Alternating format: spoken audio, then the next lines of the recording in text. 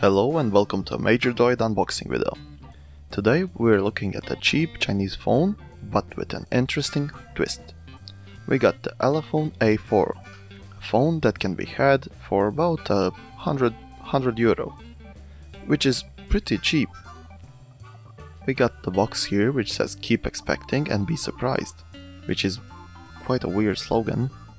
As you can see, we got a 5.85 inch screen, 89 aspect ratio, and it says HD+, so this is not full HD.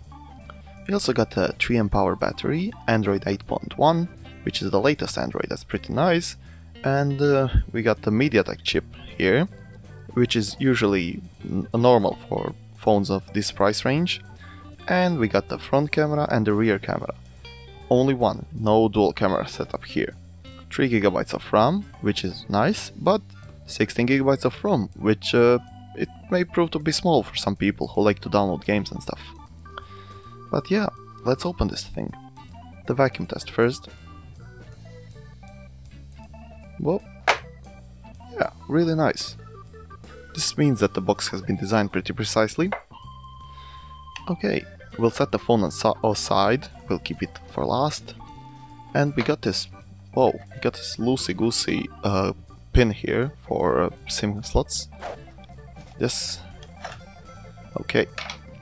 Now we got the quick start guide here, which I'm not gonna waste much time on it. It's just a quick start guide, it can't show anything new. But interestingly enough, we got the case here. This is the cheapest type, the glossy case, and I personally am not a fan of these, because they get scratched quite easily and yeah, they get dirty. But better any case than no case, right? We got the cable here, which is a pretty standard cable that you see on most Chinese phones, with the rubber and everything. This is micro USB, not USB Type-C, which is a bit underwhelming. I was hoping for a Type-C USB. It has pretty much no downsides to putting it now. It's pretty widespread. Here we got a charger. And the charger is, yeah, it's just middle of the road normal charger that you see on Chinese phones. 5 volts, 2 amps, so no special quick charging, just a classic one. Which is, I think, yeah, it should be good enough for 3 amp hour battery. And the box actually itself is, I don't know what, it's kind of pretty loosely constructed. I just feel like everything would be rattling in transport. But yeah, I don't know. Still, we missed the most important thing, and it's the phone. This phone, I talked about an interesting twist when I was opening it. So, can you see it maybe?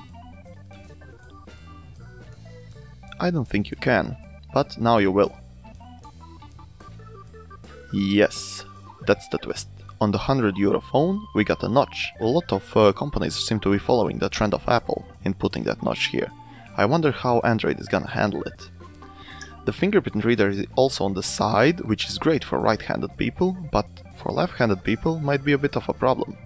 Maybe they can use their middle finger. We also got the volume buttons here, which are a bit recessed, but the power button is very nice. The chrome on the sides, it doesn't feel like plastic, it actually feels like real chrome, because it's kinda cold on the fingers and everything. And we got the back here, as you can see, yeah, no dual camera setup, which yeah, I don't think it was even necessary, so I'm glad that they didn't put it. It would just raise the price. And we got the screen protector here, which is nice because, yeah, if you try to put a screen protector without perfectly cleaning the screen, you get bubbles. So it's nice that I put a screen protector instead of me.